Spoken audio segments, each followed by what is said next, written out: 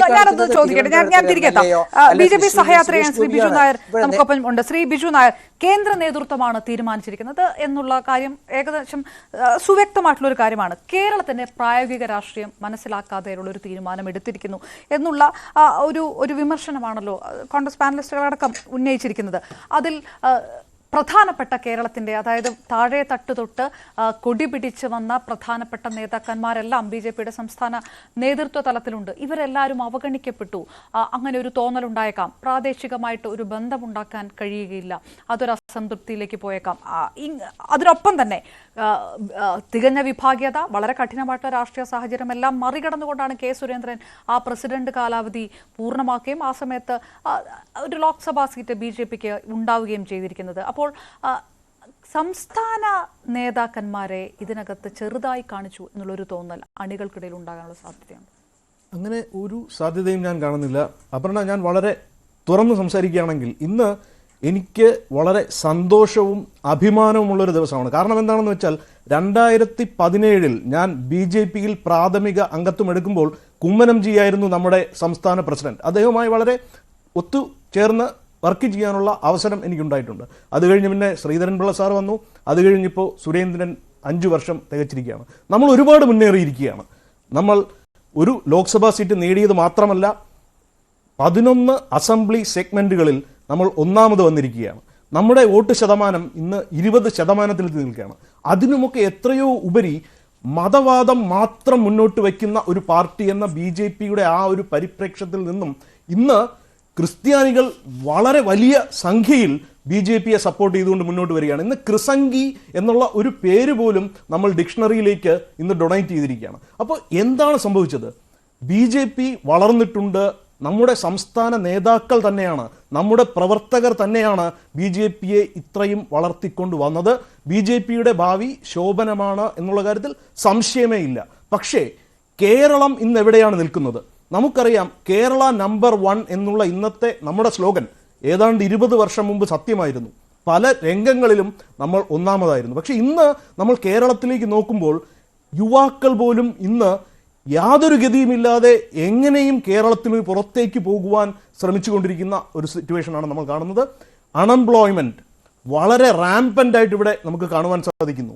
ഉള്ള തൊഴിലവസരങ്ങൾ പോലും പിൻവാതിലുകളിൽ കൂടെ നിയമനങ്ങൾ നടത്തിക്കൊണ്ട് CPM മുന്നേറുകയാണ്.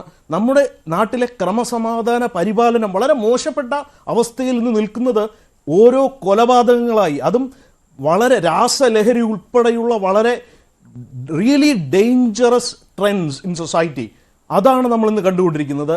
ഇന്ന് വളരെ ഇരുളടഞ്ഞ ഒരു ഭാവിയിലേക്കാണ് കേരളം ഉറ്റുനോക്കിക്കൊണ്ടിരിക്കുന്നത്. അപ്പോൾ അവിടെയാണ് ഒരു പുതിയ ദിശയിലേക്ക് കേരളത്തെ നയിക്കുവാൻ, BJPയെ നയിക്കുന്ന കാര്യമല്ല ഞാനിവിടെ പറഞ്ഞു വരുന്നത്.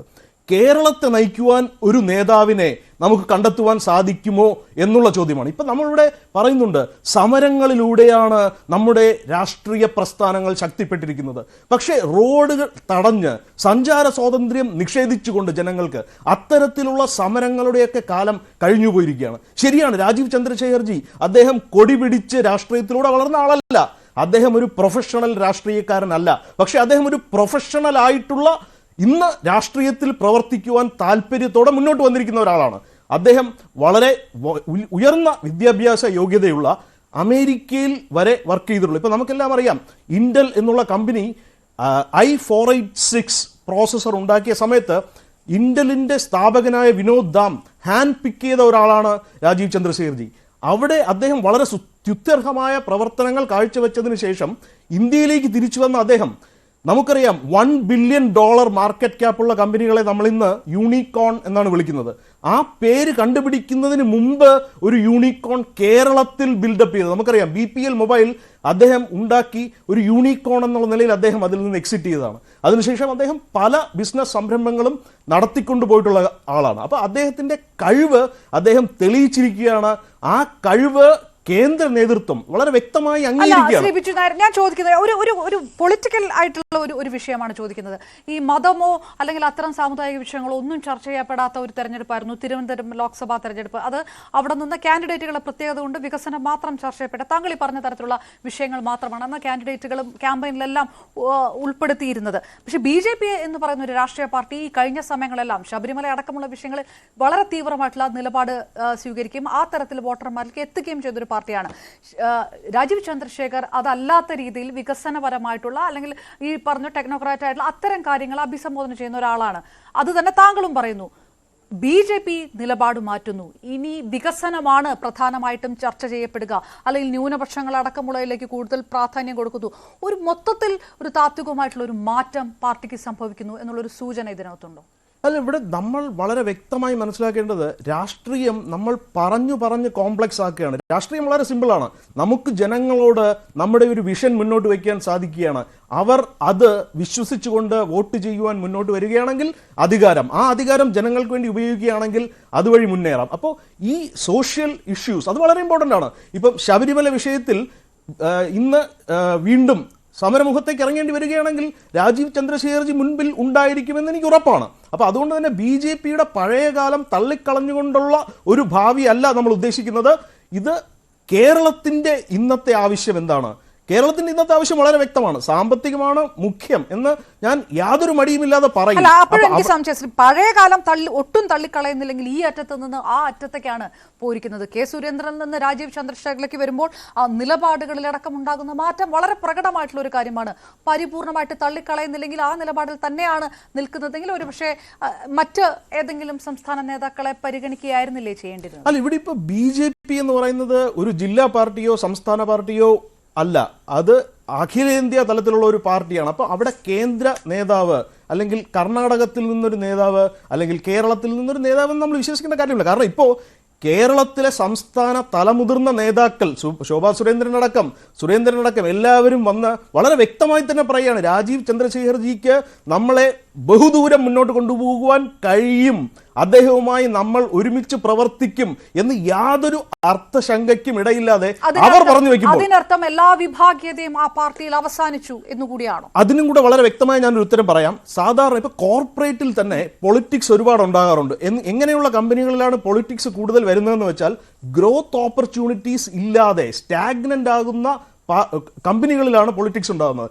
ഇവിടെയും ഇപ്പോൾ കേരളത്തിലെ സാധാരണ BJP പ്രവർത്തകരുടെ അവരുടെ അഭിലാഷങ്ങൾക്കനുസരിച്ച് ഉയരുവാൻ BJPക്ക് സാധിച്ചിട്ടുണ്ടോ എന്ന് ഇതുവരെ ചോദിച്ചാൽ ഇല്ല എന്നുള്ളതാണ് സത്യം. അപ്പോൾ അതുകൊണ്ട് തന്നെ ഒരുപാട് വിഭാഗീയത എന്ന് നമുക്ക് തോന്നുന്ന രീതിയിലുള്ള പരാതികൾ വളരെ പരസ്യമായി തന്നെ മുൻപോട്ട് വന്നിട്ടുണ്ട് എന്നുള്ളത് ആർക്കും തള്ളിക്കളയാൻ സാധിക്കുന്ന കാര്യമല്ല. പക്ഷെ എന്തുകൊണ്ടാണ് കേരളം അല്ലെങ്കിൽ കേരളത്തിലുള്ള BJP പ്രവർത്തകർ, ലക്ഷക്കണക്കിന് BJP പ്രവർത്തകർക്ക് വിചാരിക്കുന്ന രീതിയിൽ BJPക്ക് ഉയർന്നു വരാൻ സാധിച്ചിട്ടില്ല?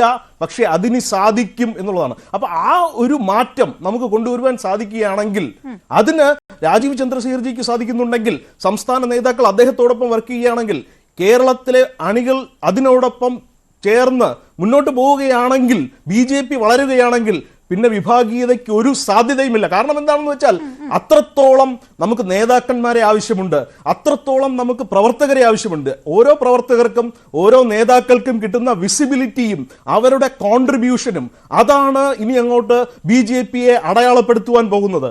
അപ്പോൾ അത്തരത്തിലുള്ള ഒരു ഗ്രോത്ത് BJPക്ക് ഇതുവരെ ഇല്ലാതിരുന്നത് കൊണ്ട് തന്നെ ഇതുപോലെ നമുക്ക് വിഭാഗീയത എന്ന് നമ്മൾ അടച്ചാക്ഷേപിച്ച പല രീതിയിലുള്ള എതിർസ്വരങ്ങളും ഉണ്ടായിട്ടുണ്ട്. പക്ഷെ അതൊക്കെ നമ്മുടെ ഭൂതകാലത്തിലേക്ക് മാത്രം. അപ്പൊ അത് മാത്രം വെച്ച് ചർച്ച ചെയ്തുകൊണ്ടിരിക്കുകയാണ്. ഇപ്പൊ ഇവിടെ തന്നെ CPIM BJP ഡീൽ എന്നൊക്കെ പറയുന്നത് കോൺഗ്രസിന് നിൽക്കക്കളി ഇല്ലാത്തതുകൊണ്ട് അവർ ചുമ്മാ പറഞ്ഞുണ്ടാക്കുന്നതാണ്. ഇപ്പൊ തന്നെ നമുക്കറിയാം, രാജീവ് ചന്ദ്രശേഖർജി തിരുവനന്തപുരത്ത് ജയിച്ചത് അദ്ദേഹത്തിന്റെ കഴിവ് കൊണ്ടാണെന്ന് പോലും ഞാൻ പറയില്ല. ശശി തരൂർ ഒരു പരാജയമായിരുന്നു MP ആയിട്ട് എന്നുള്ളതാണ് സത്യം. അത് മനസ്സിലാക്കണമെങ്കിൽ അദ്ദേഹത്തിന്റെ തന്നെ സ്റ്റാറ്റസ് റിപ്പോർട്ട് നോക്കിയാൽ മതി.